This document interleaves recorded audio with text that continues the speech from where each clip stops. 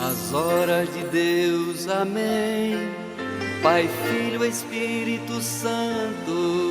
Nas horas de Deus, amém. Pai, Filho, Espírito Santo. Luz de Deus em todo canto. Nas horas de Deus, amém. Luz de Deus em todo canto. Nas horas de Deus, amém.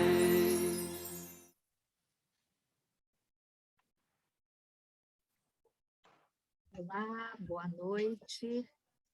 Sejam todos bem-vindos, todas bem-vindas. Nós estamos iniciando aqui o nosso quarto encontro. Nosso encontro de hoje vai tratar das diretrizes civis no enfrentamento à violência sexual a vulneráveis. Nós queremos comunicar que o encontro está sendo gravado. Também lembrá-los de que aqueles que fizeram a sua inscrição receberão pelo correio um exemplar do livro Proteger a Infância, cujos temas são abordados nesse nosso encontro. E hoje nós teremos também 2 conferências, cada uma com a duração de 40 minutos. Ao final da segunda conferência, nós abriremos para perguntas e respostas, para um diálogo. No dia de hoje, as 2 conferências serão ao vivo, as pessoas estarão ao vivo aqui conosco. O chat será mantido fechado e será aberto um pouco antes do final da segunda conferência e durante o momento de diálogo. As perguntas poderão ser feitas tanto pelo chat como se manifestando, levantando a mão, né? Aproveito para lembrar que nós emitiremos o certificado, mas que para isso é necessário participação de 75% do curso, né? Então, a nossa primeira conferência de hoje será proferida pela doutora Cristiane Ganda Ribeiro. A doutora Cristiane é advogada, educadora e coordenadora da rede de acompanhamento e formação dos adolescentes do Movimento dos Focolares, no Brasil. Ela é especialista em Direito Civil e Direito Processual Civil pela Escola Superior de Advocacia, da OAB, e em desenvolvimento da capacidade relacional e de formação para animadores pelo Centro Internacional de Estudo e Experiências Sociais na Itália. É membro da COPAC, que é a Comissão de Proteção da Criança e do Adolescente do Movimento dos Focolares, e da Rede Internacional Comunhão e Direito. É mestranda em Direito Canônico pelo Pontifício Instituto Superior de Direito Canônico do Rio de Janeiro, que é agregado à Universidade Gregoriana de Roma. A doutora Cristiane vai nos falar sobre as diretrizes civis e as medidas de prevenção à violência contra vulneráveis. Então, bem-vinda, doutora Cristiane, você tem a palavra, 40 minutos. Boa noite, é uma alegria estar aqui com todos vocês e participar desse projeto tão importante, essencial na vida da igreja. Só um minutinho que eu vou apresentar um slide, porque aí vai facilitar a nossa...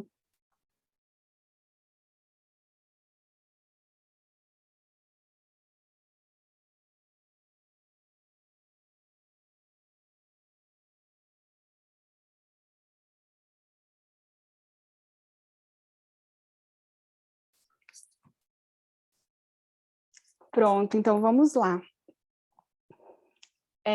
Eu vi que esse programa, né, do Lux Mundi está sendo muito rico e muito abrangente. E hoje nós queremos falar sobre as diretrizes civis e as medidas de prevenção à violência contra vulneráveis. Então, eu trouxe aqui para vocês um subsídio, né, que vai nos ajudar a enfrentar, a conhecer, né, o que seriam essas diretrizes. não sei se já foi falado, né, aqui no curso, mas o Núcleo Lux Mundi ele está trabalhando na implementação dessas diretrizes também para todos os serviços diocesanos, não é isso? E agora nós vamos falar de uma forma abrangente. Essas diretrizes não são aquelas que o Núcleo Lux Mundi está preparando, porque elas serão direcionadas, adequadas, né, ao serviço diocesano, mas elas servem como base para a nossa compreensão dessa importante disciplina, né? Então, o porquê das diretrizes? Essas diretrizes, o que são? Diretrizes são um norte, né? Um caminho que vai nos ajudar a percorrer essa trilha da proteção integral da criança, do adolescente, da pessoa vulnerável, a tornar os nossos ambientes mais seguros. Então, as diretrizes, elas nos levam a considerar cada criança e adolescente na sua dignidade. E aqui, né, nesse nosso grupo, o objetivo também é que sejam considerados na sua dignidade, mas segundo a concepção evangélica. Então, por isso, elas tendem a contribuir com o desenvolvimento das capacidades humanas e espirituais, a buscar a promoção do aspecto positivo da personalidade em formação, porque justamente nós fazemos um percurso, digamos assim, de acompanhamento, né? De acompanhamento espiritual, um percurso formativo nas nossas comunidades, e com as diretrizes nós vamos conseguir trilhar de acordo com a concepção evangélica, né? A pessoa no centro. E elas querem promover, nos ajudar a promover e a fomentar a proteção integral da pessoa.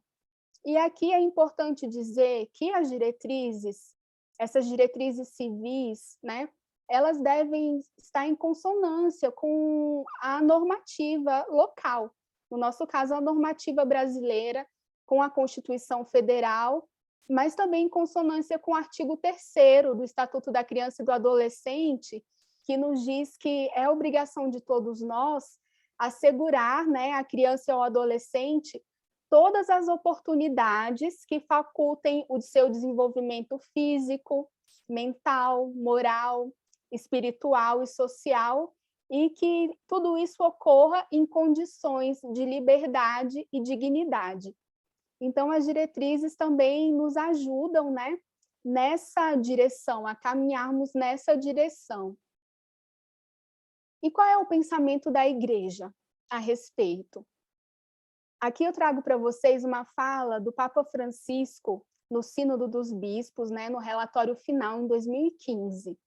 E ele diz assim, olha, na formação permanente do clero, dos agentes pastorais, é desejável que se continue a cuidar com instrumentos apropriados do amadurecimento das dimensões afetiva e psicológica, que será indispensável para o acompanhamento pastoral das famílias, e também em vista das particulares situações de emergência determinadas pelos casos de violência doméstica e de abuso sexual.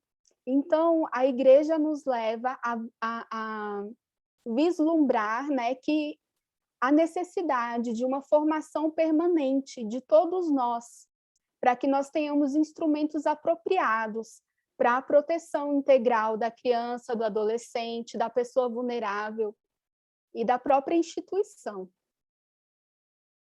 E aí, aqui o meu mouse não quer passar para o slide seguinte. E aí, continuou o Papa Francisco, né? Além disso, é importante promover a salvaguarda da criança e do adolescente contra o abuso sexual, que na Igreja se tenha tolerância zero em tais casos, juntamente com o acompanhamento da família. Então, o pensamento da Igreja é muito claro, né? Com relação a salvaguardar os direitos da criança e do adolescente, a protegê-los de toda e qualquer forma de violência, de abuso, e que, tendo havido, né, qualquer incidência, que não sejam tolerados. Tolerância zero e que essas famílias sejam acompanhadas.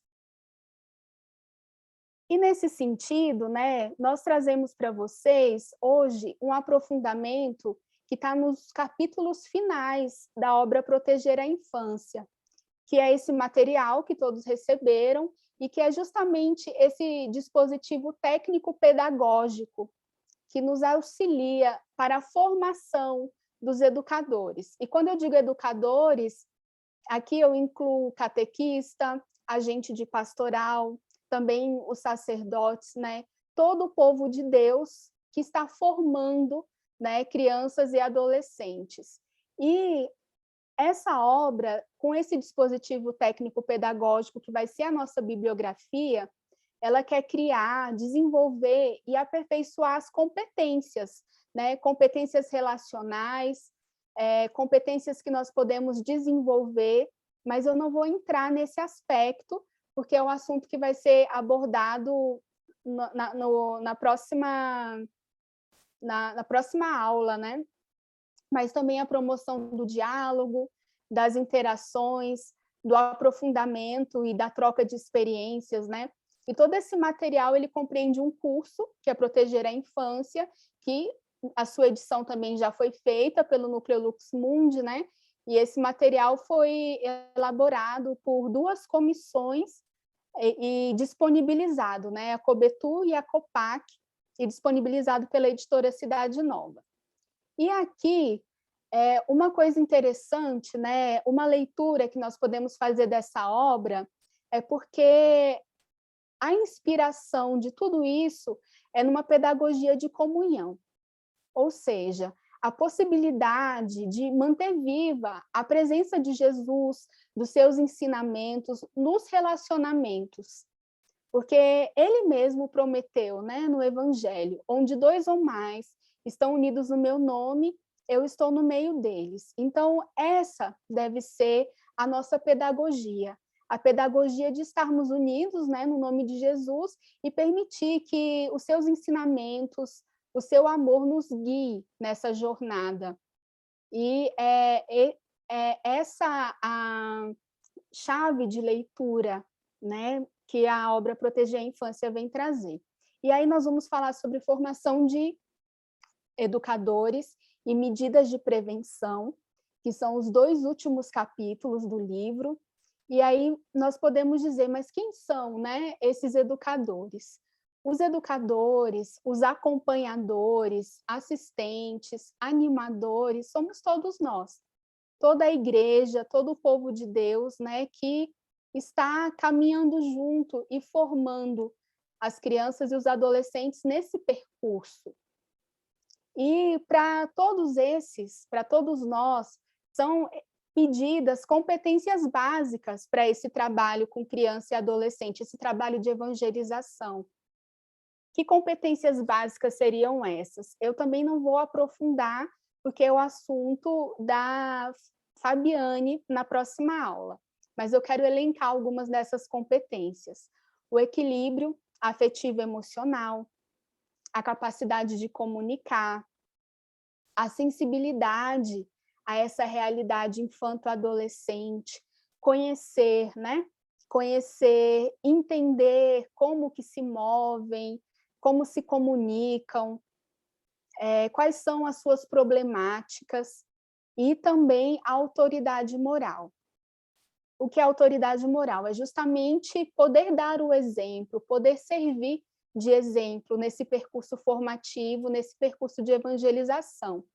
Então, essas são competências básicas, mas existem também competências relacionais que poderão ser adquiridas, né, que poderão ser aprofundadas ao longo desse percurso de evangelização, de formação. Seria a escuta, a empatia, a assertividade, a capacidade de gestão, né, de grupos, conflitos, das regras compartilhadas, e tudo isso é muito importante no sentido das diretrizes. Por quê? Porque assegurar que existam essas habilidades, essas competências, é prevenir, né? Que não prevenir toda e qualquer forma de violência. porque nós teremos pessoas preparadas para esse trabalho. Agora, nós vamos nos ater nas medidas de prevenção. E por que as medidas de prevenção são importantes? A prevenção, ela compete a todos aqueles que, de diferentes maneiras, assumem ministérios na igreja. E, por isso, é bom que sejam adotadas no âmbito universal procedimentos tendentes a prevenir e responsabilizar esses crimes que atraiçoam a confiança dos fiéis. Essa é a fala do Papa Francisco. E aqui é muito interessante, porque nós temos duas possibilidades, né? Quando esse mal, essa dor acontece, nós somos convidados a um enfrentamento, né? Um enfrentamento da violência. Como sanar, como curar essa ferida, como acompanhar quem sofreu, quem foi violentado. Mas nós podemos trabalhar previamente, através das medidas de prevenção. E isso significa, né, um trabalho que visa garantir que as possibilidades de que essa violência ocorra sejam mínimas. Então, a prevenção é se antecipar ao mal que possa ocorrer, né? E, nesse sentido, as diretrizes, o que são as diretrizes, né? A nossa linha, o nosso caminhar, né?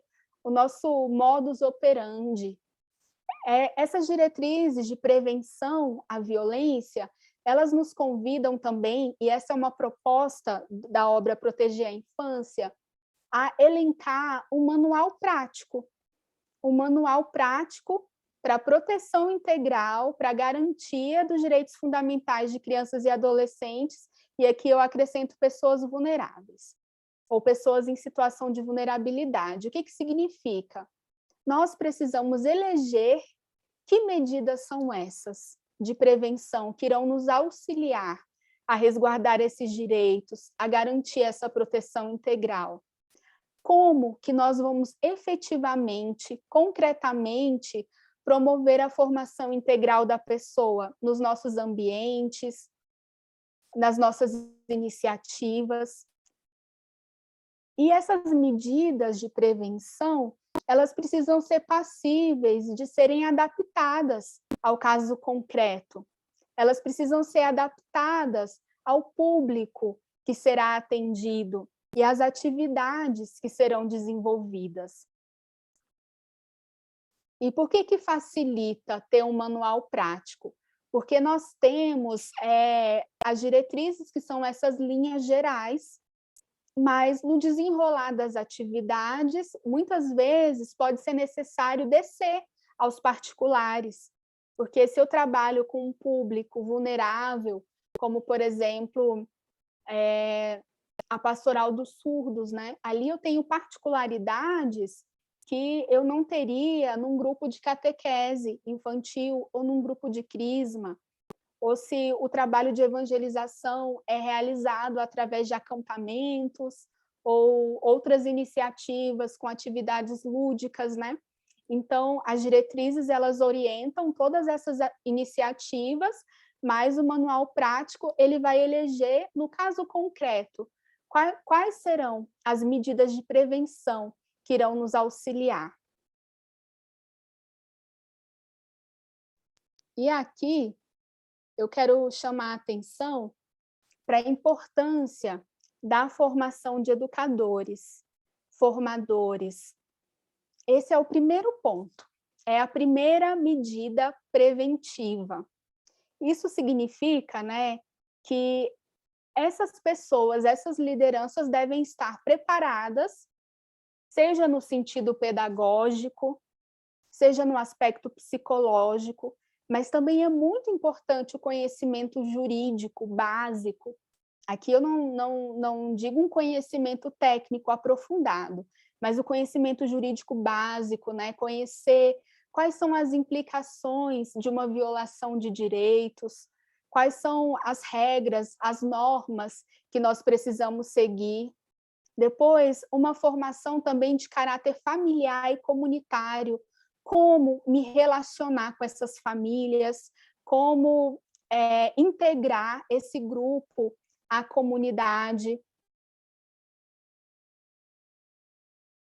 Eu acho que o meu PowerPoint saiu, vou colocar de novo. Como integrar esse grupo na comunidade, né? E também é muito importante o caráter pastoral, que é justamente esse caminhar junto, né, com o que a diocese pede, o que a igreja pede, mas aqui eu digo também a igreja local. Só um minutinho que eu vou compartilhar novamente.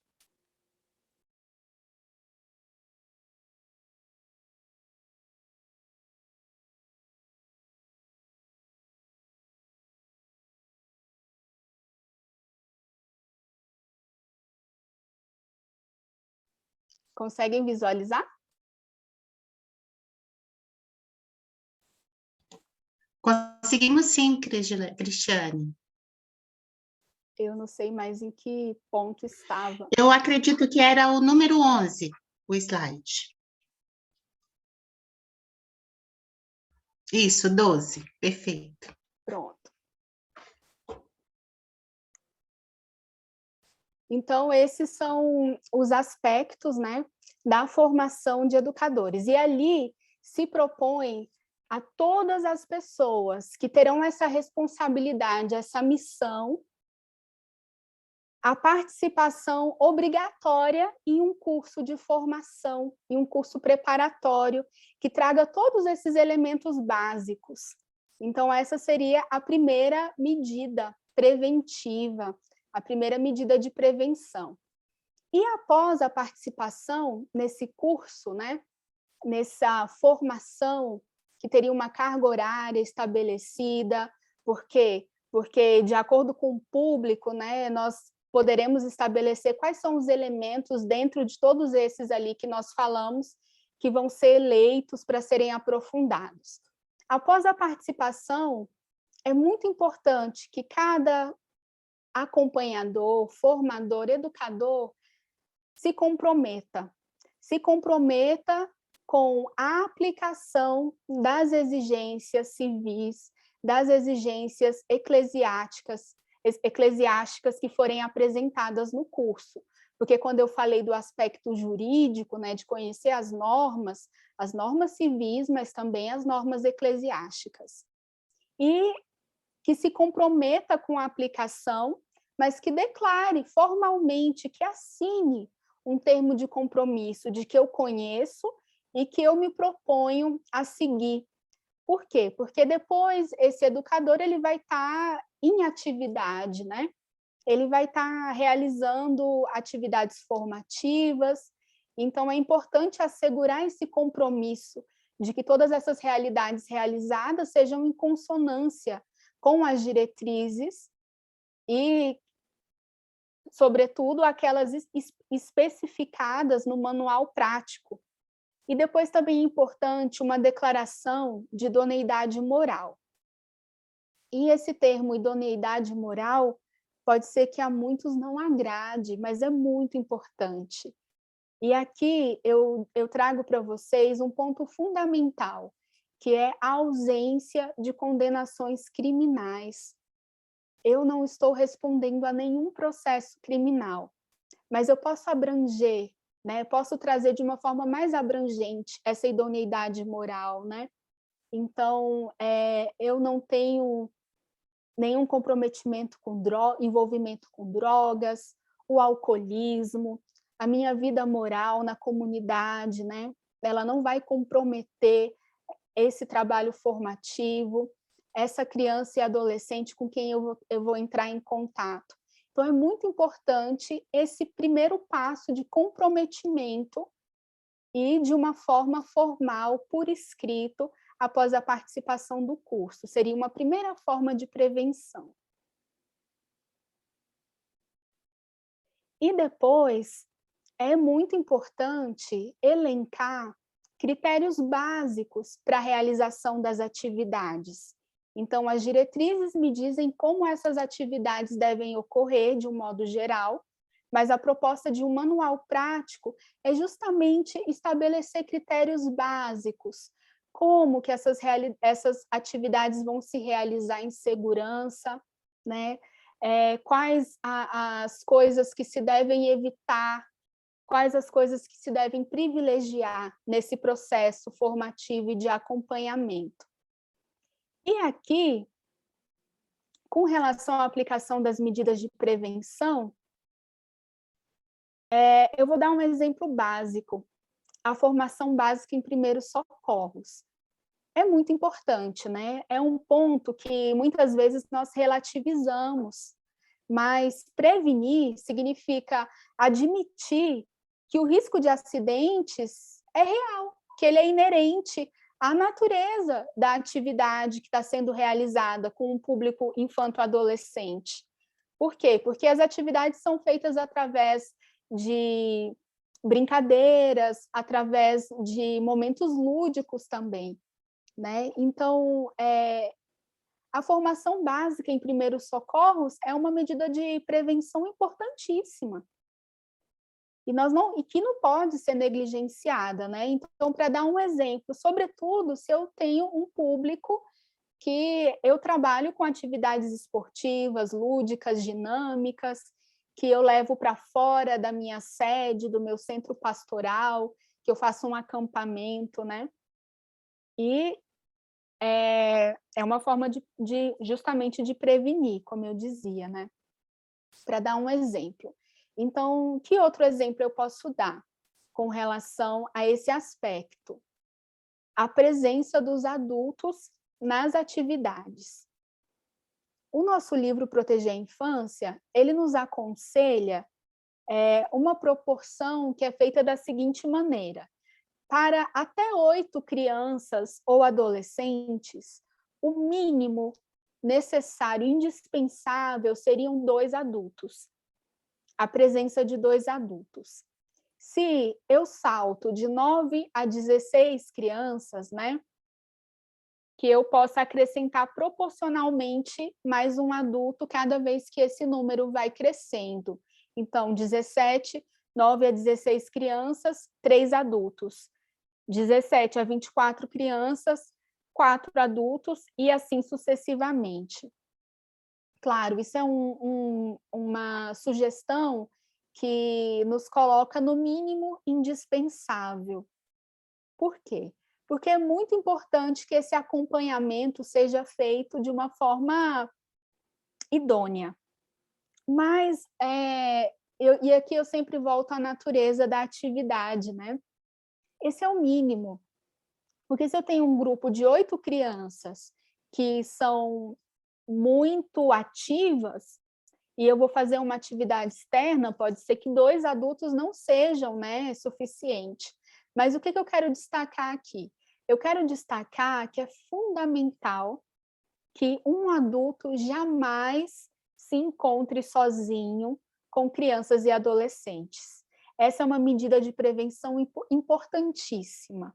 Que ele sempre possa contar com a ajuda de outro adulto e que, se o grupo cresce, se é um grupo grande, né, então as atividades devem ser planejadas de modo que a presença dos adultos seja suficiente para o acompanhamento desse grupo. Então, essa questão é de fundamental importância. E aí, claro, cada realidade, né, de acordo com as suas atividades, poderá estabelecer um número superior de adultos, uma proporcionalidade maior. Eu vejo, por exemplo, os acampamentos, que são atividades esportivas, né? É muito importante ter esse cuidado. E depois, com relação ao desenvolvimento das atividades, né, esportivas, atividades lúdicas, aqui também é muito importante a preparação dessas atividades, né?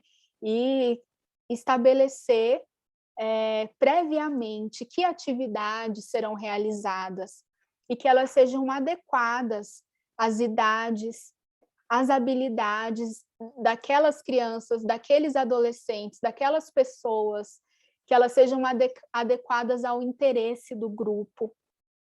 E aqui é muito importante também, com relação às atividades lúdicas, né? Ter muito presente que atividades que impliquem contato físico com as partes íntimas do corpo devem ser excluídas. E olha, falando assim, dá a impressão de exagero, né? Mas eu vou contar para vocês que eu já participei de acampamentos e dinâmicas onde acontecia esse contato físico com as partes íntimas do corpo de uma forma inocente, né, impensada. Não sei se vocês já viram dinâmicas onde as crianças ou os adolescentes ficam deitados e quem está na ponta tem que rolar sobre as outras. Não sei se já viram dinâmicas desse gênero, né? E são dinâmicas que têm uma boa intenção, né? Que contribuem para o conteúdo formativo, mas que não são seguras, né? A intenção é boa, mas será que existe uma outra dinâmica que poderia dar a mesma contribuição? Ou algumas brincadeiras de trenzinho, né? Esses trenzinhos que se fazem onde nós estamos, a criança, o adolescente, o grupo, né? Está em contato muito próximo, né? Estreito. Então, existe outra dinâmica que pode contribuir para esse momento lúdico, né? Então, para dizer que não está fora, né? Do nosso elenco essas atividades. Depois, evitar também atividades que gerem atitudes violentas, aglomerações, brigas. E aqui é muito importante conhecer o grupo. Porque pode ser que para um determinado grupo, né, aquela atividade não traga esse resultado, mas para um outro grupo, sim. Então, é muito importante conhecer o grupo antes de preparar essas atividades lúdicas. E sempre estar atento com a gestão de pessoas. O número de adultos, ele precisa ser proporcional às necessidades do grupo. E aqui nós temos essa indicação de, para cada 8 crianças ou adolescentes, que sejam disponibilizados no mínimo 2 adultos. Depois é muito importante, como medida de prevenção, a preparação dos espaços, que sejam retirados os obstáculos, que os espaços sejam seguros, sejam amplos, que tragam assim a liberdade, né? E por que eu digo isso? Muitas vezes, né, nós nos deparamos com ambientes que não são adequados para as atividades, né? E improvisamos, e isso nos coloca em risco. Então, uma sala fechada, né, para dar um exemplo, uma sala fechada, sem janelas, para determinadas atividades, não é um ambiente seguro, né? Ou um local onde haja piscina, não é um ambiente seguro. Agora, pensando na prevenção à violência sexual, principalmente, é importante ter em conta ambientes de fácil acesso, amplos, iluminados, né, que permitam essa segurança. Depois também a preparação do material a ser utilizado.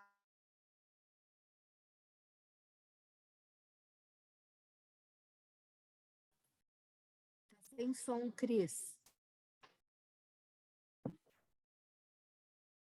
Não estou te ouvindo. Elaine, não sei. Agora sim. Até que ponto vocês ouviram? As últimas frases aí, as 2 últimas frases que você falou que cortou. Ah, ok. Então, aqui com relação à preparação do material a ser utilizado, né? Então, é muito importante e esse cuidado, ele precisa ser, digamos assim, refinado, também nos detalhes, né? Eu já dei assessoria jurídica a uma rede de escolas católicas, né? E aí eu vou contar um exemplo banal para vocês, só para ilustrar com relação à preparação do material a ser utilizado, né?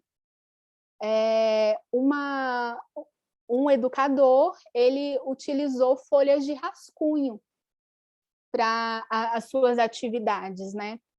E ele não se atentou que naquelas folhas de rascunho, no verso, né, que estava sendo inutilizado, tinha um conteúdo inapropriado, né? Então, para dar um simples exemplo, né?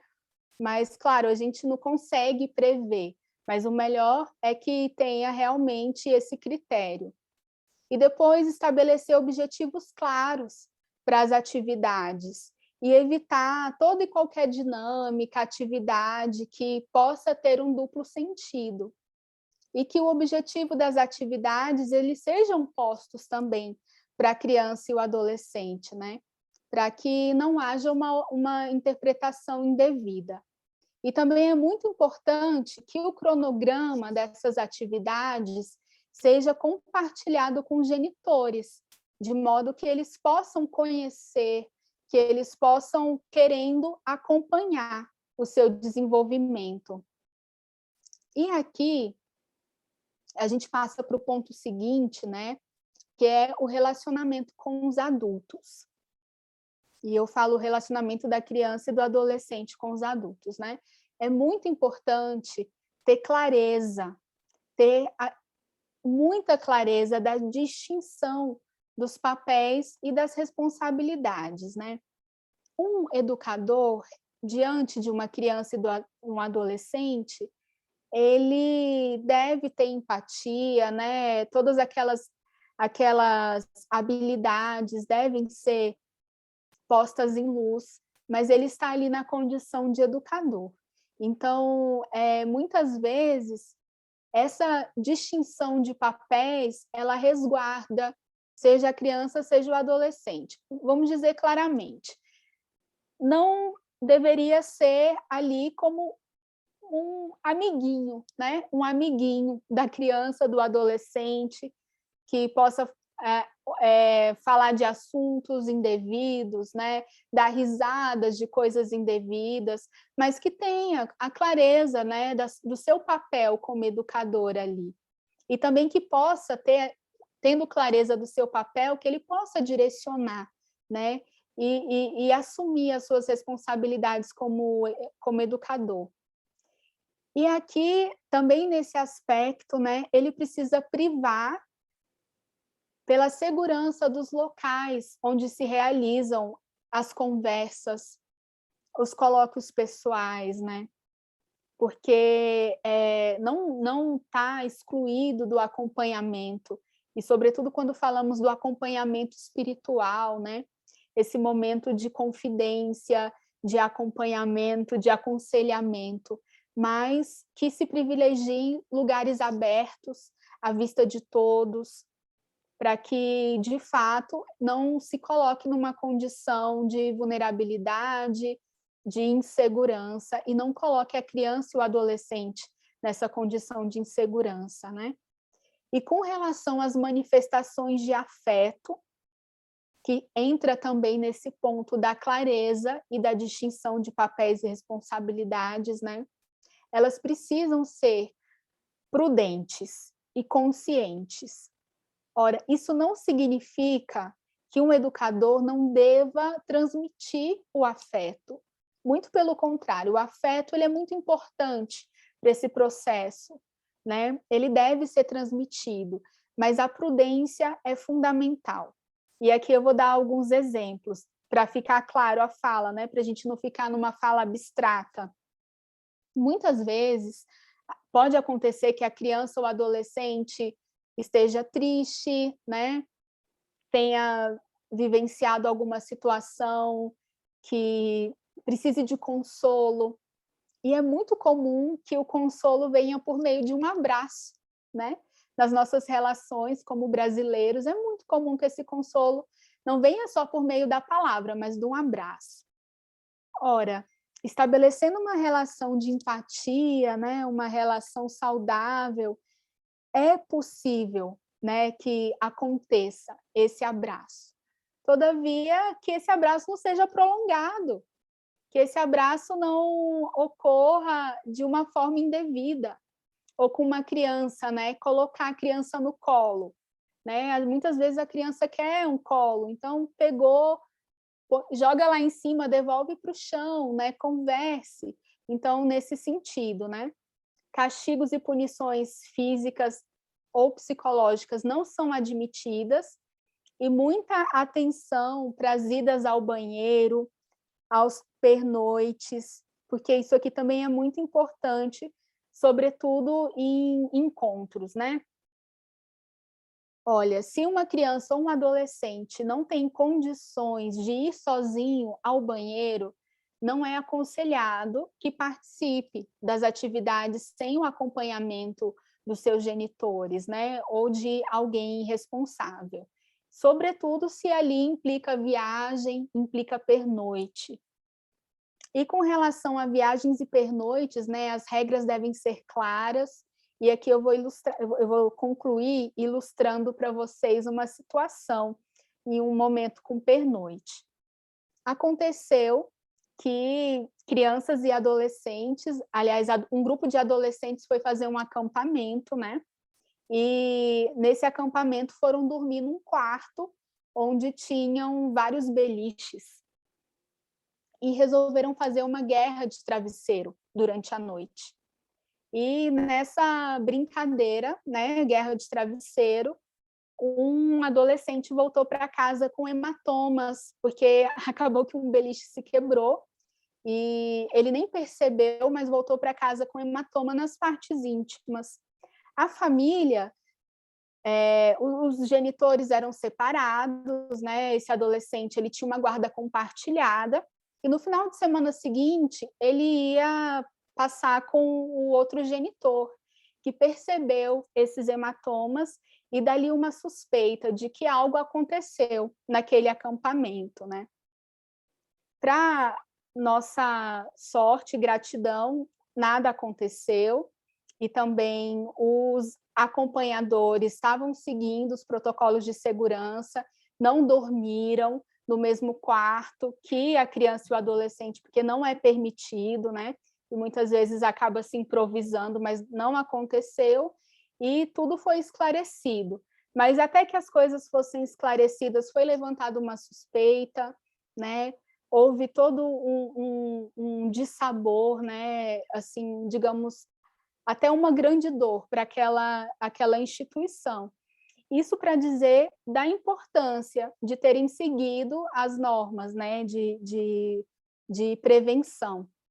Então, seria nesse sentido, porque aqui a gente já está concluindo, né, o tempo, então seria nesse sentido, né, de estabelecer critérios práticos, né, que sejam relacionados ao caso concreto, ao público acompanhado, que nos permitam essa segurança das atividades. E aqui eu queria dizer para vocês que quando nós falamos de prevenção, a prevenção é uma via de mão dupla. Quando nós protegemos a criança e o adolescente, nós também nos protegemos. E isso é algo muito bom, né? Porque é a segurança que nós trazemos para eles, nós trazemos também para nós, para a nossa instituição, para o nosso grupo. E eu concluo por aqui, porque já encerramos o tempo. Obrigada.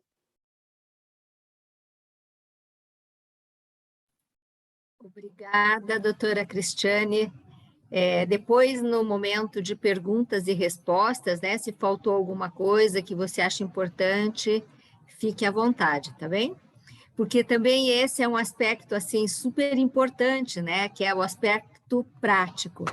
E como você fez o comentário lá no início, é bom talvez a gente também esclarecer aqui, né, que de fato nós estamos concluindo, provavelmente até o final desta semana, no máximo começo da outra semana, o núcleo deve entregar à CNBB uma proposta de diretrizes a serem depois analisadas pelo Conselho Permanente, pela assessoria jurídica da CNBB. Não é um documento canônico, não é um documento para os bispos, mas é um documento para que todas as pessoas que trabalham nas dioceses, nas paróquias, nas pastorais, na catequese, possam ter acesso e entender, de fato, essas minúcias, como a doutora Cristiane falou ali, de como devemos proceder no relacionamento com crianças e adolescentes no nosso ambiente, né? Então, nós esperamos que até o ano que vem, até março, talvez, a igreja já tenha feito essa análise do documento e que nós possamos entregar para todas as dioceses essas linhas, né, a serem seguidas. Mas, então, muito obrigada. Nós passamos agora imediatamente para o professor Jefferson. O professor Jefferson já está aqui conosco, né? A conferência do professor Jefferson será Sexualidade e Identidade. O professor Jefferson, ele é um voluntário nosso aqui, né, dentro do núcleo Lux Mundi. Ele é doutor em teologia pela PUC do Paraná. A sua tese, né, e os estudos são sobre o luto, cuidado paliativo, dificuldade de enfrentamento da morte, lutos cotidianos. É mestre em educação pela Universidade Federal do Paraná. A tese com tema sobre a história da educação de Guarapuava, ele é lá do interior do Paraná, de Guarapuava. Especialista em ética e educação, com ênfase em teologia moral, graduado em pedagogia pela Universidade Estadual do Centro-Oeste. É especialista em meditação cristã, foi o criador e coordenador do grupo de leitura partilhada Thomas Merton, da PUC do Paraná, foi membro administrativo da Associação Thomas Merton do Brasil, especialista em meditação cristã, e pela CRB é membro do Núcleo Lux Mundi, atuando como docente com temas sobre a proteção à criança e adolescente vítima de abuso sexual. Pela Genitore, atua em educação mental, parentalidade, luto, sexualidade, orientação vocacional e profissional. Pesquisa e escreve sobre saúde mental, teologia, educação, bioética e saúde integral. Então, professor Jefferson, a palavra é sua. O senhor tem 40 minutos. Quando estiver faltando 5 minutos, eu lhe aviso, tá bem? Tá bom, então, boa noite a todos. Obrigado, Eliane, por essa apresentação. No final das contas, eu sou só o Jefferson. Depois de tudo isso, eu sou só o Jefferson, pai do Felipe, esposo da Daiane, e agradeço muito pelo convite, né, por estar aqui hoje com vocês. Estão me ouvindo bem? Sim.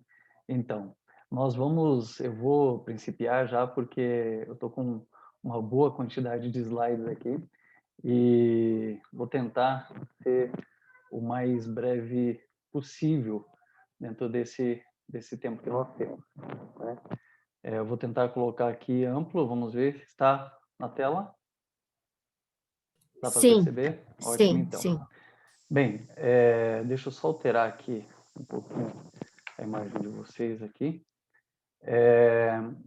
O título, né, do meu tema da palestra, da fala de hoje, que é muito mais uma aula, né, é sexualidade e identidade na pós-modernidade, né? Eu coloquei essa inserção posteriormente porque é o contexto, né, que nós vivenciamos, e dentro disso as violências simbólicas, né? As violências simbólicas, vou começar aqui de trás para frente, elas ocorrem de variadas formas, né, no nosso contexto de vida, e hoje eu vou abordar por uma outra perspectiva, né? Eu estou desenvolvendo um estudo justamente sobre as violências que antecedem, por exemplo, o abuso sexual infantil, né? qual que está diretamente relacionado com a identidade, ou então o nosso não reconhecimento, nosso, do mundo adulto, da identidade, né, e da pessoalidade dessa pessoa, da criança enquanto pessoa. Dentro desse contexto, né, daí também se descaracteriza a sua sexualidade. Mas hoje nós vamos falar de onde? De nós, né? Como que a gente vai falar da criança sem antes falar ou conhecer um pouco sobre a nossa sexualidade? Então, eu estou dentro de um recorte de tempo aqui que tem os seus limites no sentido do que eu vou poder apresentar para todos vocês, e eu quero dizer de pronto, né? É uma fala que traz várias situações, autores distintos também, no sentido de trazer alguns deles, né, para o diálogo de linhas distintas, mas em momento algum estou intencionando apresentar aqui uma verdade pronta, acabada. Não é isso, né? Inclusive não dá para a gente em cada um desses pontos desenvolver o que se pensa hoje na atualidade, o que nós nos aproximamos do nosso pensamento, no caso o meu, né? Então é um olhar mais amplo, mas é ao mesmo tempo uma provocação, como eu coloco aqui. Então a compreensão teórica do que a gente vai discutir hoje, né? Essa imagem já simboliza de alguma forma os elos, né? Quais são os nossos elos? Os elos que ligam, né, a modernidade, a pós-modernidade, e dentro disso a nossa sexualidade, dentro disso a nossa identidade, né, que pareciam aparentemente, né, muito resistentes, fortes. Será que eram, né? Hoje são tão frágeis assim? Então a discussão que a gente vai fazer, a sexualidade dentro desse campo, né, enquanto uma demarcação e redemarcação identitária constitutiva das subjetividades. O que é subjetividade? Subjetividade é aquilo que a gente percebe, aquilo que é muito nosso, o nosso olhar sobre as coisas. E esse nosso olhar, ele parte da dimensão psicológica, da dimensão da nossa história de vida, das nossas emoções, dos nossos traumas, das nossas alegrias e tristezas. Então, o que eu faço aqui desde já, né, nós teremos perguntas no final, mas eu quero já fazer uma pergunta inicial, né, e no final eu farei outras também. Qual é a real história da sexualidade, da identidade sexual no Brasil? Essa pergunta, eu não estou falando assim que é para alguém começar a consultar agora na internet, não é isso, né? Tem algumas pessoas que têm essa noção, mas não é nem essa dimensão tanto teórica. Dentro do nosso campo prático, da nossa história de vida, o que a gente conhece dentro do campo religioso, fora do campo religioso, na sociedade em geral? O que a gente caracteriza como sexualidade no Brasil? E como identidade sexual também no Brasil? Então, como que a gente pode desenvolver uma sexualidade sadia sem o tratamento necessário aos desdobramentos desse tema? Então, essa é uma outra questão. Antes, eu quero trazer algo aqui que é muito simbólico. Eu sou terapeuta, né? Eu trabalho com recovery. Então, eu trago muitas situações do cotidiano, inclusive minhas, para simbolizar, para trazer para a realidade muitas questões, situações que são um tanto quanto abstratas. Quando a gente vai falar sobre sexualidade e identidade, nós estamos falando de algo muito abstrato, né? Desde a partir de nós, como também a partir de um contexto mais amplo da sociedade. Aqui eu trago esse documentário, A Ilha dos Monges, indico que assistam, quando possível, que retrata, né, a vida de um pequeno grupo de monges que se encontra numa situação complexa dentro de um ambiente muito grande, né, em que eles são poucos para lidar com todas as atividades, as necessidades que esse espaço requer de cuidado, né, e é um espaço muito grande para eles que são tão poucos assim. E eles vão se percebendo em meio a algumas dificuldades de sobrevivência e de manutenção mesmo desse espaço e, consequentemente, da sua própria vida monástica, né? No início, né, quando construí esse mosteiro, né, houve até mais monges que estão aqui, e com o passar dos anos, né, e esse é um olhar que a gente pode ter também na dimensão da religião, né, e da dimensão da nossa, entre aspas, relevância para o mundo, na questão mesmo de projeção, né, com o passar do tempo, esses monges foram diminuindo, né, diminuindo. E aqui é uma das últimas fotos, 3 desses monges, 2 não estão ali, 2 nem vão para o próximo mosteiro, que é esse é o ponto, né? Por questões de saúde, de idade. Então, esses aqui são os monges, mais ou menos, né? Na verdade, são 4 ou 5 deles, que acabam fazendo, então, uma transição desse imenso mosteiro para um outro espaço, que é o lugar, né? O título do filme, A Ilha dos Monges, né? que é um lugar conhecido como a Ilha dos Monges Cinza, porque foi uma ilha habitada primeiramente por monges. Enfim, isso aqui é só para ilustrar. No final eu vou retomar como então que algo tão grande, né, vai sendo apequenado. Isso de fato é um apequenamento, isso de fato está acontecendo, né? O que importa? Qualidade, quantidade? Enfim, vamos refletir sobre isso.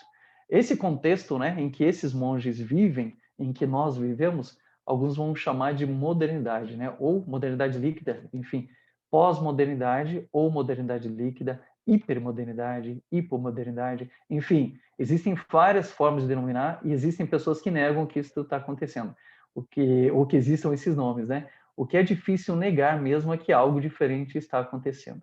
Então, esse é o contexto, né? Inclusive no campo da religião, o que eu trago ali sobre essa vida monástica, ela exemplifica e de alguma forma traz à tona uma realidade também do mundo religioso. Então, a identidade em si, ela vem do latim, né? Identitas, a mesma coisa seria, né? Mesmo que idem, né? O mesmo, uma alteração da expressão idem. Enfim, o mesmo, né? Enquanto que ela significa isso, ela significa também um caráter de aquele que é único, individual e pessoal. Então, a identidade dentro desse contexto é uma construção dinâmica da unidade, da consciência de si, através então de relações subjetivas, das comunicações, das linguagens e das experiências sociais, né? Então, ela é ampla, a identidade ela é integral, ela fala de todos nós, ela está, entre aspas, em todos nós, e ela se comunica com outros, se comunica com ambientes, se comunica com os espaços. Se ela se comunica, então ela é um processo ativo, né? Afetivo e cognitivo de representação de si no ambiente e vice-versa, né? Como um espelho. Então, a sexualidade, alguma das compreensões que nós podemos trazer aqui inicialmente, ela fala muito da nossa linguagem. Então, ela ocupa um espaço central na nossa constituição como sujeito. Quando eu falo linguagem, não é, eu estou dizendo comunicação, né? Não é só linguagem falada, é a linguagem como um todo. Veja, né? São os gestos, são as expressões, como a gente se porta, enfim. A sexualidade, então, ela fala do nosso ser. É uma das formas de expressão nossa enquanto seres humanos, a nossa sexualidade. Então, a sexualidade é um dom, né, criador, mas também uma função que tem a ver com o desenvolvimento do próprio ser humano, né, reiterando. Então, quando ela não é integrada à pessoa, quando ela é vista de uma forma distinta da própria pessoa, ela pode se tornar, então, como fala Bento XVI, banal e destrutiva. O que isso quer dizer? Então, quando a gente começa, e isso não é incomum, né? Perceber a sexualidade como sexo, por exemplo. Nessa íntima relação, às vezes, como uma mesma coisa, né? Sexualidade e sexo, inclusive a palavra, né, deriva, sexualidade, tem sim relação, mas não está diretamente ou unicamente relacionada ao sexo. O Papa Francisco, né, vai mencionar a sexualidade, ele vai dar um outro tom para essa discussão. O sexo, né, nessa relação, é um dom de Deus. Aí tentando dirimir alguns estigmas, né, que a própria sexualidade, por conta desse olhar que às vezes é percebido por alguns fiéis, enfim, religiosos, de uma forma extremamente negativa, e às vezes o que a gente guarda aqui é negativo, né? O Papa Francisco vem dizer, é um dom de Deus. Então, nada de tabus, né? Porque a sexualidade, o sexo em si, né? E daí dentro dessa conexão com a sexualidade, ela ainda é um tabu, principalmente no campo religioso, né? E a gente pode discutir o que é tabu, o que não é, entendo. Até há pouco tempo, o sexo era um grande tabu. Hoje, o grande tabu é a morte. E nem sei se posso dizer isso, porque com a pandemia, né, a morte se tornou algo muito próximo de nós. Aquilo que a gente não queria pensar, aquilo que a gente negava, está muito próximo. Então, em algum momento, isso aconteceu de forma mais efetiva. E lá no final, eu vou entrar nessa questão. Então, o Papa Francisco vai falar nada de tabus, é um dom de Deus, né? E nessa questão que ele traz, né, como um dom de Deus, ele traz o homem e a mulher, né, essa dimensão do apaixonar-se. E vai dizer, né, Jesus vai mais longe e diz, por isto o homem, também a mulher, deixará seu pai e sua mãe e se unirão e serão uma só pessoa, uma só identidade, né? Uma só fé, uma só carne. Essa é a grandeza da sexualidade. Então, sexualidade, quando a gente vai falar de matrimônio, das relações mais íntimas, mais próximas, ela também está falando muito da nossa identidade. Aí que é um olhar que a gente tem que sempre, é uma só identidade, é uma só carne, sim, até certo ponto, né? Então, a gente não deixa de ser a pessoa que somos, mas ao mesmo tempo a gente se torna, de alguma forma, uma só identidade. O Papa João Paulo II vai dizer que quando a gente encontra uma outra pessoa, a gente assume o destino dela. Então, a identidade, vamos dizer, também tem relação íntima com o destino, com o nosso próprio destino. Ou então, podemos falar com missão. Então, ela está muito próxima, né, dessa dimensão, quando a gente pensa a sublimação, no sentido de um mecanismo psicológico de defesa que consiste em transformar os impulsos sexuais em atividades psíquicas superiores, especialmente na produção artística. Então, a sexualidade, por exemplo, no mundo monástico, né, que é um mundo muito próximo de mim no sentido dos estudos e dos gostos, né, e não só, mas no mundo religioso, vamos dizer, a expressão da sexualidade pelo amor, pelos livros, pela arte, enfim, são expressões também na nossa dimensão da sexualidade. Tá? Um discurso aqui que eu selecionei, o Papa Bento XVI, né, vai dizer: dado que as ciências exatas, naturais e humanas alcançaram progressos prodigiosos no conhecimento do homem e de seu universo, é grande a tentação de pretender circunscrever totalmente a identidade do ser humano e encerrá-lo no saber que dele pode derivar. O que ele quer dizer com isso, né? Nós não podemos simplesmente explicar o homem a partir da ciência, ou não podemos totalmente, né, explicar o homem a partir da ciência. O que ele quer dizer com isso? O homem é muito mais amplo, né? O homem é muito mais amplo, não dá para colocar o homem no laboratório e simplesmente analisá-lo. Dentro desse contexto, também a sexualidade entra, né? Então, ela tem como um fim intrínseco o amor, e ele quer trazer essa outra dimensão. A sexualidade, ela poderia, né, seria mais saudável se vinculada ao amor. Então, aqui ele faz uma distinção da sexualidade nessa dimensão que hoje é muito mais percebida, talvez, sendo coadunada ao sexo, né? A sexualidade, que o Heine vai dizer, ocupa um espaço central na formação do sujeito. Isso só para a gente deixar um pouco mais ou menos, né, evidente o que seria a sexualidade, porque ela remete para uma experiência individual, para o envolvimento da personalidade, a volta dessa experiência, que é ao mesmo tempo um vivido pessoal, uma relação com o outro, mais profundamente uma consciência de si voltada para a relação com a vida e com a morte. Então, veja que interessante, né? É uma experiência individual, mas ao mesmo tempo ela é uma experiência que se dá com o outro, como no espelho. Num campo mais progressista, a partir de um autor mais progressista, Foucault vai mencionar que a sexualidade não é um dado da natureza, não é algo pronto, não é algo acabado, não é algo natural, né? Mas aqui, ou na aula anterior, se falou de um dispositivo, né? Aqui ele vai falar, né? Mas é o nome de um dispositivo histórico. Então ele quer dizer que a sexualidade é uma construção histórica. Ele vai citar aqui, né? Se anteriormente a nobreza se distinguia pelo sangue, a burguesia marcou sua diferença e hegemonia atribuindo-se um corpo específico com saúde e higiene. A valorização de seus prazeres e a proteção de seu corpo contra perigos e contatos, além de garantir seu vigor, descendência e longevidade, serviam como emblema de respeito e de poder social. Então, dentro dessa noção histórica de sexualidade, né, dentro desse campo também de poder, ele percebe que ela pode ser lançada daqui para lá, pode ser valorizada ou desvalorizada também de acordo com o poder social, né, e financeiro de determinadas classes. Aqui as descobertas, mesmo voltando um pouco àquilo que o Papa Bento XVI tenta acentuar, as descobertas científicas, elas permitiram, né, um progresso no sentido de, veja que interessante, aqui eu acho que é algo que a gente pode pensar, né? Se existiam até pouco tempo filhos acidentais, interessante essa frase, né? Filhos acidentais, para um novo momento, né? De filhos desejados. Então, quer dizer que há uma grande geração de filhos que foram indesejados. E agora, os filhos de agora são de fato desejados? Entende? São perguntas que eu estou fazendo, né? São perguntas que eu me faço. Aqueles filhos foram de fato acidentais? E sim, para algumas famílias, como que se educa, como que se cria uma criança, como que se tem afeto por alguém que foi acidental, né? E aí temos situações muito corriqueiras ainda hoje no meu trabalho, também na terapia, acabo lidando com muitas situações assim. E os filhos desejados de hoje são de fato desejados porque são escolhidos, né? Então as relações, elas deixam, né, essa dimensão de sexualidade, ela deixa um pouco essa dimensão do cunho afetivo e ela vai vai migrar para a dimensão mais do prazer, do gozo, né? Então, efetivam-se mudanças de sexo, consumo de estimulantes, justamente para aumentar o apetite sexual.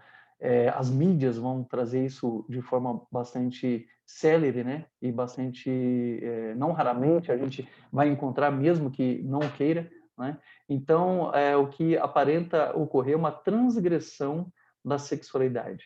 E com isso também da identidade. Então, esses movimentos, para alguns, vão denotar, para alguns estudiosos, para mim, especificamente, então é um campo um pouco novo, assim, esse olhar que eu estou fazendo, né? Parece, em alguns momentos, uma violência simbólica, né? Quando algo chega até você, mesmo que você não o queira.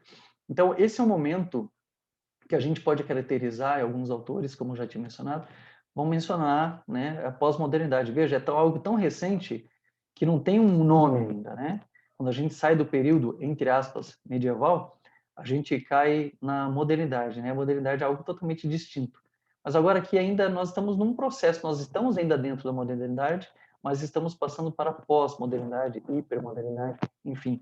Até eu dizer essa imagem do Bauman aqui do centro, para intensificar uma questão que hoje ele fala que hoje já é até vaporizado, né? Então, já nem líquido mais.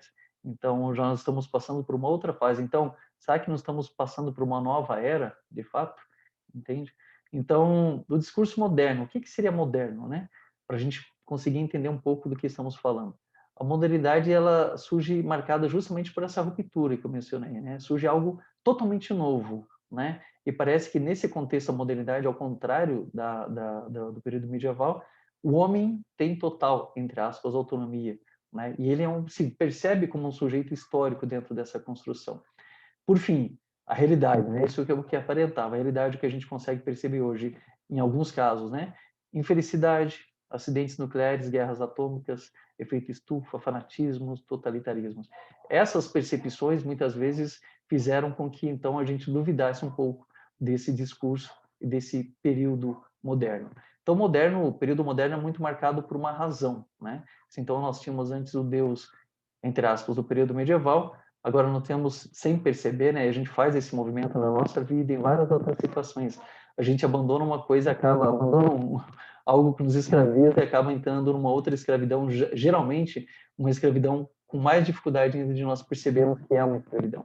Então, o homem parece estar no período da razão, né? E é nesse momento justamente que ele rejeita uma visão cristã da vida, né? Baseada na confiança e no temor a Deus. Então, pergunto, seria esse, então, um padrão ideal? Será que a modernidade seria um padrão ideal? Então, dentro desse contexto ainda da modernidade, resultou em um novo estilo, né, de vida, daqueles anteriormente vividos, como já mencionei. Então, se o homem se percebe em um novo contexto, percebe que existe um novo contexto, ele também se percebe diferente, né? O contexto influencia-o. Então, ele se percebe num novo lugar, né?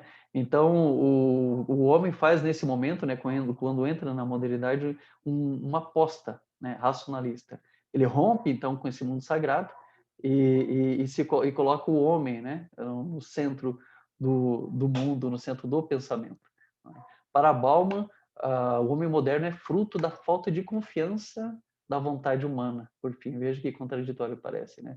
Nesse contexto, a liberdade ou a liberação de certos controles das formas até então tradicionais de autoridade permite a felicidade, mas não garante tal ideologia. Garante mais ainda a sociedade da produção, do imediatismo. Então, vamos olhar aqui, né? Eu acho que alguns que estão assistindo essa aula, participando dessa aula, talvez recordem, ou pelo menos alguns já viram essas imagens aqui que eu estou trazendo, né? Telefone, né? Fitas, era assim, né? Esse aqui embaixo com Alckmin no bolso, né? Isso aqui era moda, né? Era chamativo, a moça ali com o aparelho. A gente queria fazer uma ligação, a gente tinha que ir até um orelhão. Então, vejam como que tudo era muito mais concreto. Essa é, de alguma forma, a modernidade, né? A síntese. A gente quer ouvir uma música, tem que pegar uma fita, colocar no aparelho, enfim, e quer fazer uma ligação, a gente interurbano tem que ir até o lugar, porque poucos tinham telefone, né? Então, é mais ou menos nesse contexto que a gente vivia, que a gente vivenciava a nossa vida, de uma forma muito mais concreta, né? Com o passar dos anos, que é o momento que a gente vive, todas aqueles instrumentos, aquelas possibilidades e aquelas dificuldades que a gente encontrava, entre aspas, agora se centralizam em um único aparelho, né?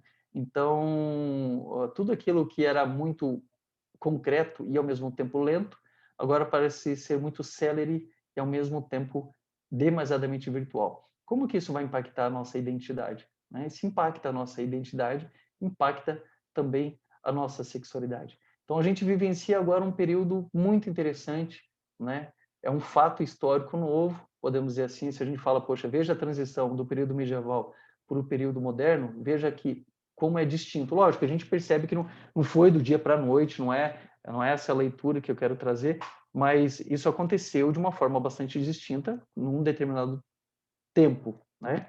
E agora, de forma cada vez mais célere, nós, por exemplo, experimentamos um momento histórico, que é, se até então o conhecimento estava na mão do idoso, né? Na mente, né? No coração do idoso, do ancião.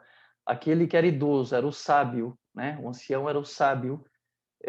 Na atualidade, a gente não pode considerar isso, né? Não pode? É uma pergunta que eu faço também, né? De fato, não podemos? O conhecimento, nesse momento, está na mão de quem? Está do jovem. É o idoso, é o ancião que vai até o jovem para entender como é que funciona isso, como é que funciona aquilo, enfim. Então, vamos trazer aqui a ideia de conhecimento enquanto tecnologia, tá? Daí fica a pergunta, isso é de fato conhecimento, né? De fato, os idosos não têm mais essa dimensão? Não, muito provável não, né? Esse olhar do idoso enquanto sábio fica restrito a algumas figuras, né? Mas não enquanto sociedade. De fato, esse olhar já não existe mais. Mas, de fato, eles não têm conhecimento? Né? Essa é a questão também que eu vou deixando. Esse período começa a ser acentuado na década de 60, né? A partir das músicas, dos filmes, quando o jovem se torna, começa a ascender. Então, essa ideia do jovem, né, inclusive a gente vê esses movimentos mesmo dentro da igreja, a tentativa, né, de captação do jovem para esses movimentos, né, religiosos. Então, o jovem começa a ocupar um grande espaço no cenário das mídias, né, vamos dizer assim, anteriores, e também na forma de ser, né, nas filosofias apresentadas, as novas filosofias de vida. Dentro desse contexto, em que o jovem ele se torna, fica em ascensão, né? Qual que é o ideal? Aqui a gente consegue ver esse movimento, né? E a gente está falando aqui de identidade e sexualidade, tá, gente? Olha, se olha para trás, né? Ninguém quer mais envelhecer, porque assim, envelhecer é aproximar-se da morte, né? Falei, a morte é um tabu, né? Ninguém quer. Quem assemelha-se está envelhecendo, de alguma forma sente, e os outros talvez o dizem, ou ele faz essa leitura equivocada, que ele está se aproximando da morte. Então, ninguém quer se aproximar da morte, ao mesmo tempo, todos querem ser jovem. Então, veja essa configuração. Eu sempre falo isso, quando eu estava escrevendo minha tese, eu estava na biblioteca da PUC, eu estava escrevendo sobre esse tema, da mesma forma que eu estou aqui de frente, e era bem uma área de algum movimento, né? Quando passava alguém, passava entre a minha mesa, e passa uma mulher. Quando passa uma mulher, eu não sei dizer se ela tem 20, 30, 40 ou 50 anos. Pela vestimenta, pelo cabelo, pelo rosto, não consigo identificar, pelo corpo, não sei identificar, né? Então, essa busca pela juventude, essa busca por uma identidade jovem, né? E dentro disso, por uma sexualidade, dentro disso, para o sexo, essa compreensão, né? Da sexualidade muito aproximada do sexo. Então, a pós-modernidade é um pouco isso, ou muito disso, né? E graças às mídias, a gente consegue ver um movimento muito mais rápido disso acontecendo na própria sociedade. A gente vê aqui mulheres, né, com 60 anos que aparentam ter muito menos, e esse é o valor. Então, aqui a alteração, a mudança de valores, isso vai impactar diretamente a nossa identidade, como a gente se pensa e como a gente pensa o outro, né? O Candiotto vai dizer: a sexualidade revela-se um domínio importante para a constituição do sujeito, no sentido de que permite pensar e ressignificar as técnicas de si como uma espécie de escritura, reescritura para si, para além da normalização disciplinar, né? Mas ele vai dizer também, para o outro lado, hoje a sexualidade perde da dimensão do si na relação para emergir como condição de desejo. Então, a sexualidade, ela começa a se vincular muito mais a esse olhar, né, do desejo, do gozo, do prazer. Então, ao sexo. Então, ao concreto. Então, ao consumo. Né? Então, as pessoas... se a gente olha o outro como algo que pode ser consumível, então, de alguma forma, nós estamos dizendo que nós também podemos ser. Né? Então, algo para se pensar. Isso começa muito cedo. Né? A gente faz isso. Nós temos que estar atentos nesse movimento. Quanto que a gente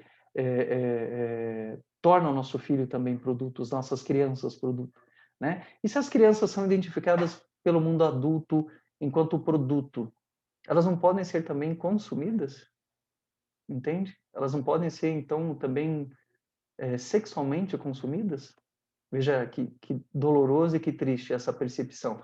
Se nós não conseguimos olhar para nós, né, diferentemente de um produto, e se a gente não consegue ver o outro distante do desejo, então nós também olhamos para outras dimensões da vida, para outras pessoas, e possivelmente corre o risco, né, de olhar também para uma criança dessa forma. Aí justificar, inclusive, a sua forma de pensar, mesmo que inconscientemente. Então, dentro desse contexto, né, nascem várias formas, novas expressões de família. Aí eu pergunto, nascem? De fato, elas nascem? Elas nunca houveram? Né? Nunca houve? Essas famílias nunca assim estiveram? Como que é isso? Né? Ou não foram visibilizados? O quê? Essas formas distintas, né? Há tradições, há culturas em que os netos são criados pelos avós. E hoje a gente vê muito esse movimento, né, na sociedade pós-moderna, né? Os avós tendo que cuidar dos netos, mas há sociedades mais antigas que assim foi. Enfim, dentro do campo religioso também a pós-modernidade faz toda essa mescla, né, de pensamentos religiosos, e a gente vai, muitos de nós vamos como numa estante, né, escolhendo aquilo que é mais aprazível, né, aquilo que é desejoso para nós de vivência numa espiritualidade. Então, o sujeito pós-moderno, ele, dentro desse contexto, né, ele não possui mais uma identidade fixa, aparentemente. Parece que ele participa e vivencia a celebração, inclusive com prazer, de uma identidade móvel, né, que é transformada continuamente. E aí a gente vai discutir todas essas questões da sexualidade, né, das suas fragmentações, a fragmentação das expressões da sexualidade. Elas estão se fragmentando agora? Elas nunca foram fragmentadas? O que está acontecendo? Né? É de fato isso? Né? Então, uma identidade que no período moderno era aparentemente unificada, coerente, torna-se mais ou menos, né, uma fantasia, mediante uma pluralização de identidades. Então, a pós-modernidade é a modernidade que atinge a maioridade, é aquilo que eu falava, né? A gente não tem nenhum nome ainda, né? A gente ainda chama de pós-modernidade, a gente não tem um nome para essa nova era. Então, é algo que ainda é muito recente, né?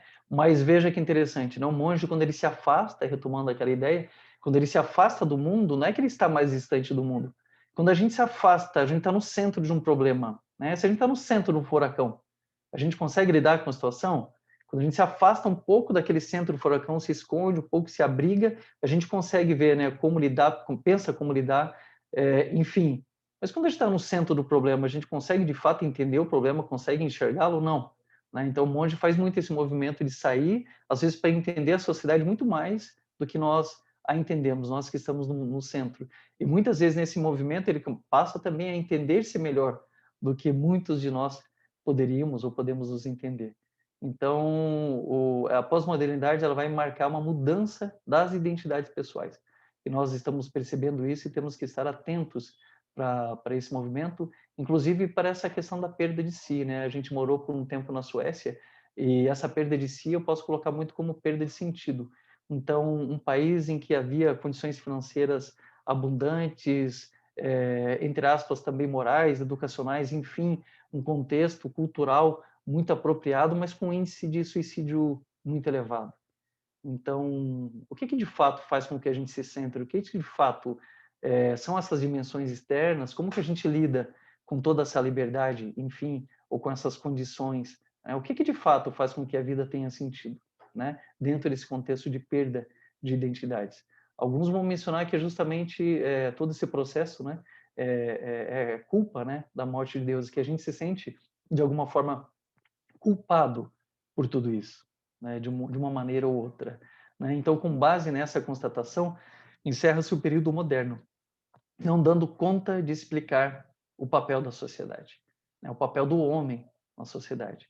Então, esse período pós-moderno, nós estamos passando por uma nova era, lógico, não fica tudo claro, tudo exemplificado, enfim, mas a ciência, né, esse movimento moderno parecia trazer todas essas certezas, e a gente passa de um período para o outro, talvez com muito mais incertezas do que haviam, né, as sociedades do período medieval. Entende? Lógico, podemos discutir isso, podemos tentar aprofundar isso, né? Tenho clareza aqui que tem pessoas que têm, inclusive, muito mais conhecimento do que eu sobre isso, né? Mas, por aquela certeza era de fato, né, no período medieval, mas, poxa, talvez com menos problemas, né? Problemas, inclusive, reais ou até ideais, né? Podemos refletir sobre isso. Então, dentro desse processo, né, da modernidade líquida ou da pós-modernidade, a nossa identidade ela perde muitos referenciais, né? Inclusive nessa dimensão da sexualidade, né? Porque essa ramificação, essa fragmentação e essa fragmentação é resultado dessa ausência ou essa ausência que está trazendo à tona uma fragmentação que já existia? Enfim, dentro desse contexto, né, de incerteza, aquilo que eu falava um pouco ali da Suécia, né?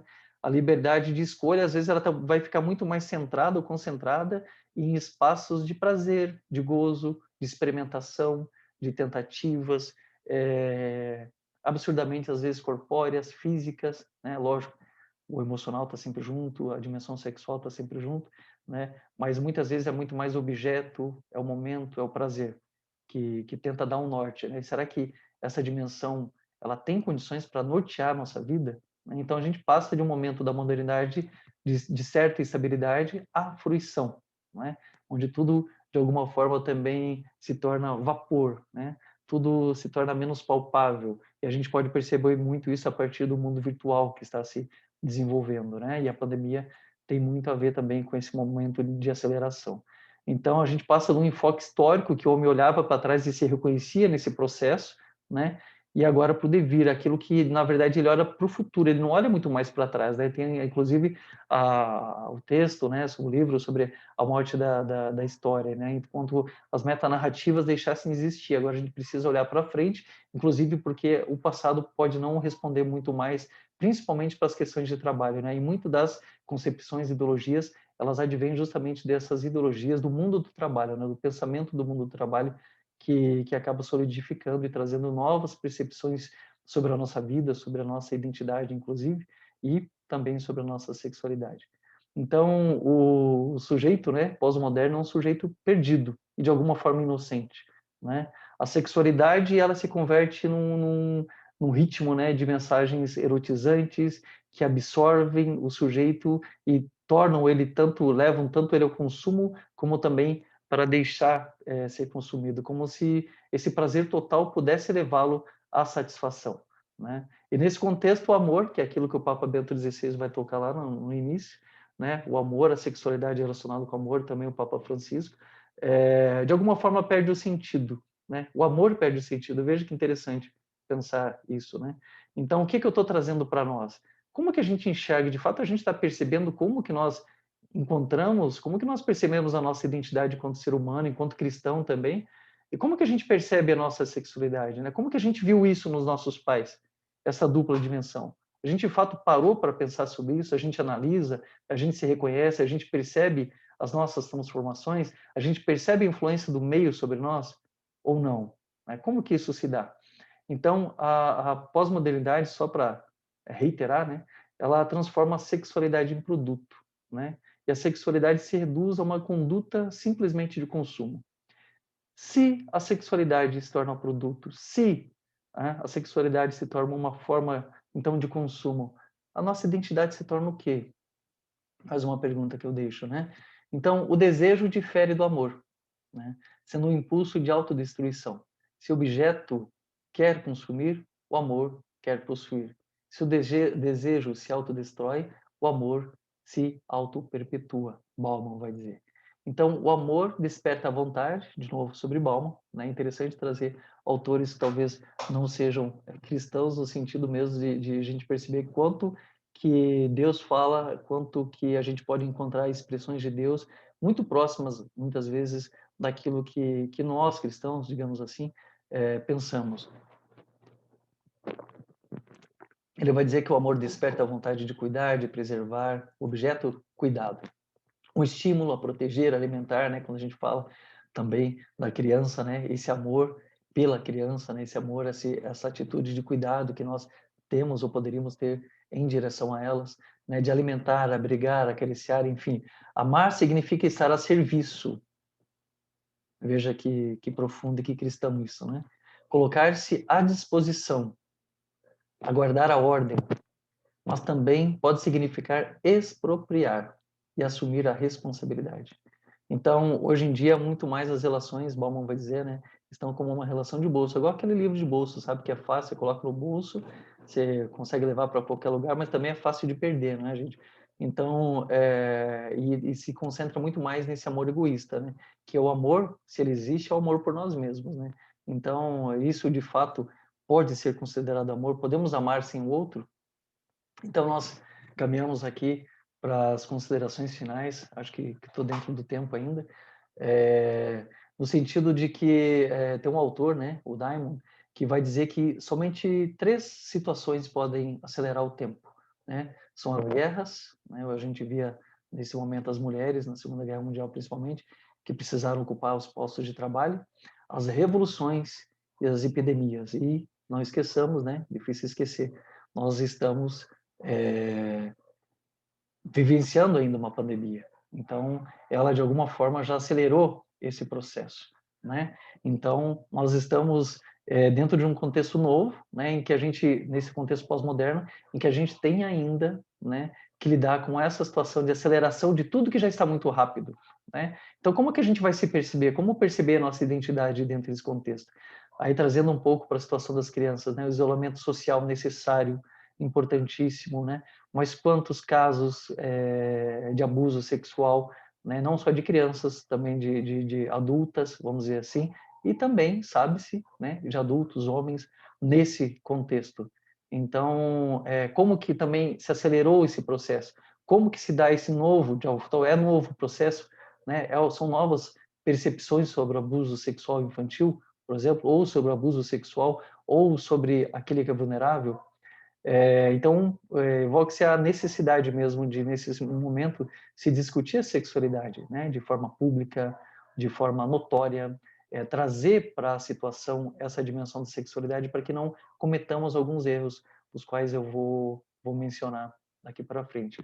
Então, veja que interessante, né, essa questão da sexualidade, e agora, né, vinculado ao sexo, como que essa repressão dessa nossa dimensão, da dimensão humana, muitas vezes da própria sexualidade, muitas vezes da própria dimensão do sexo, pode gerar da repressão uma hiperestimulação.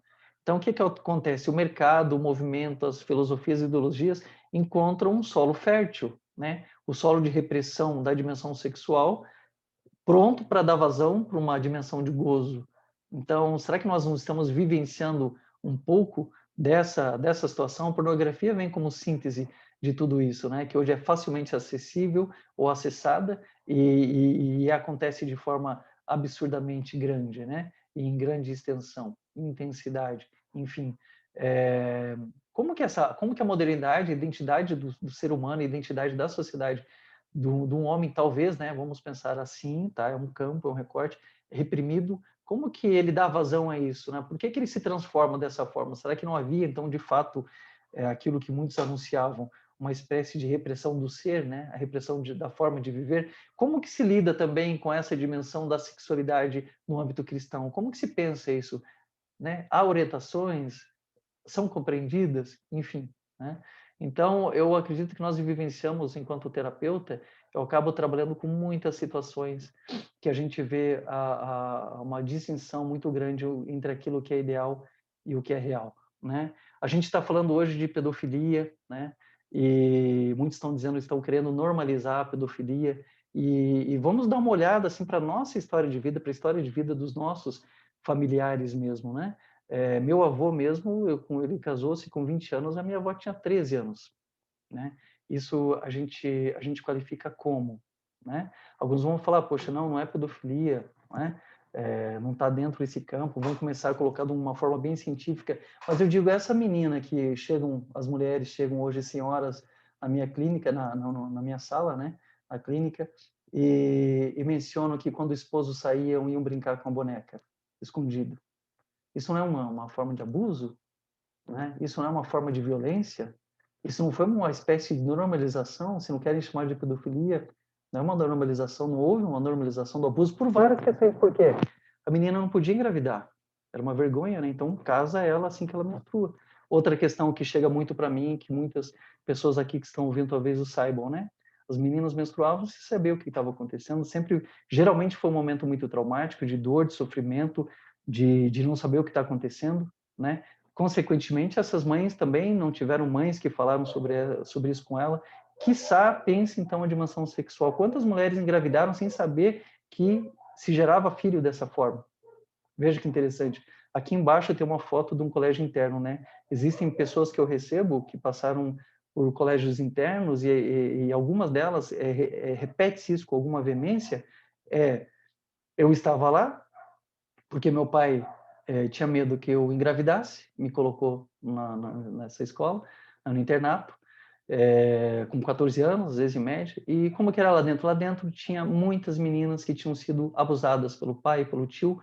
Então, o que acontecia? Eles abusavam, muitas vezes, não estou dizendo todas, tá? Não quero padronizar, mas muitas, elas falaram muitas, abusavam e colocavam a menina distante da família, distante de todo mundo, para não comentar sobre isso. E um caso muito recente, né? Uma dessas meninas que foi dessas que alguém, né? Hoje uma senhora me falou sobre esse caso. 10 anos depois que ela saiu do internato, morava sozinha, ela não conseguiu lidar com esse abuso do pai, ela se matou. E ela deixou tudo isso escrito no diário, né? E hoje, né? A gente vai falar lá no Nordeste ainda acontece, não é só o passado, né? Os casamentos infantis, entende? Mas acontece no Sul, acontece em outros países, com grande frequência. Então, o que eu quero dizer assim? Muitos falam, chegam para mim e falam: olha, meu pai era muito tradicional, a minha família era muito tradicional, e vai contando, né, como que era, muito rígido, tá? Mas ele tinha várias mulheres. Mas meu pai era muito tradicional, mas ele tinha outra família. Então, de que família tradicional nós estamos falando?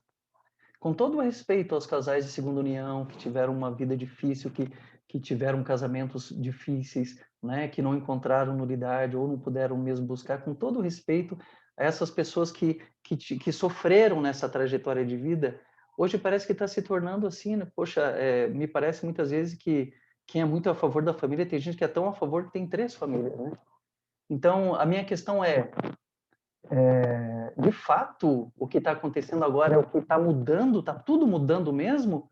Ou foi reprimido tudo isso, se vivenciava por isso que eu trouxe essa imagem, né? Se vivenciava, se trazia uma imagem de família, se trazia uma imagem de vivência. Eu não estou querendo padronizar que todo mundo era assim, mas eu quero dizer, quanto disso não ocorreu e é que agora simplesmente está acontecendo vazão de acontecer, inclusive para uma afetividade, entende? Quantos desses pais, né, eram homossexuais, tinham uma família, entre aspas, ali, tradicional, recortada, mas tinham outras relações, outros relacionamentos, né? Só para a gente pensar, gente, eu não estou querendo dizer isso aconteceu, né? O que aconteceu, eu sei que aconteceu, eu trabalho com isso, né? Mas eu quero dizer, poxa, será que de fato, será que nós estamos aquele era um momento ideal, um momento muito bom que foi vivenciado, ou essa que é a realidade, né? E as pessoas vivenciavam algo que desconheciam? Entende? Esses são os questionamentos que eu quero trazer. Será que todo esse mundo que nós vemos que parece que está acabando, que está caindo, que está ruindo, as dimensões morais, elas estão ruindo ou elas antigamente já estavam ruídas e ninguém falava sobre isso? E tudo era escondido. Entende? Qual é o impacto disso na nossa vivência sexual? Qual o impacto disso na nossa identidade? Doutora Eliane, eu já vou abrir para vocês. Qual o impacto disso na o nosso olhar sobre nós, sobre a nossa sexualidade e, por conta disso, para as nossas crianças?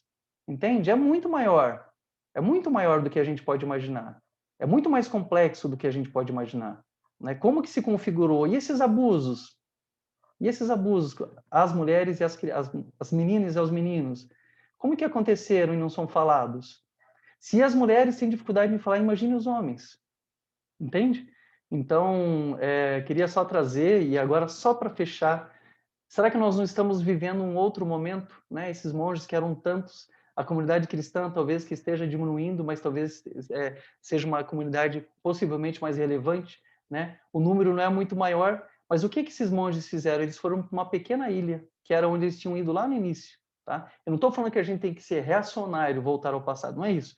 Eu quero dizer o quê? Esses monges, quando foram para lá, eles começaram a se encontrar, saindo daquele mosteiro, eles começaram a se encontrar com a comunidade. Olha esse quadro aqui, o terceiro. Né? Os meninos, as crianças começaram a ver que existem monges, porque eles estavam escondidos no meio da floresta. Agora estão sendo vistos nessa pequena ilha. Então, será que a gente não tem que ser um pouquinho mais visto? Eu acho que esse trabalho que está acontecendo no Lux Mundi é muito disso. Onde que nós estamos sendo vistos? Né? Talvez num lugar hiper importante, nas redes sociais, das mídias. Né? É lógico, precisamos do contato pessoal, mas temos que iniciar de algum lugar, né? Então, acho que é um pouco disso, né? Para a gente viver, a gente precisa ser também capaz de morrer para os nossos preconceitos, para as nossas ideias, para os nossos ideais e para a nossa, vamos falar assim, sabe? Para aquilo que é mentira em nós. É uma pergunta que eu sempre faço na terapia, né? O que é mentira para você na tua vida? E com o tempo vem tanta coisa que a pessoa descobre que ela era muito pouco do que ela poderia ser. Enfim. Agradeço a todos vocês, peço desculpas se ultrapassei um pouco o tempo. Vejam, eu fiz muitas perguntas, se quiserem trazer considerações, perguntas, mas eu gostaria de ouvir algumas respostas também. Ciente que não tem resposta certa, sabe? Assim, eu pelo menos não olho dessa forma, né? Eu olho com respeito, tanto a pergunta e tanto a resposta. Obrigado a todos. Espero ter sido compreensível, tá bom?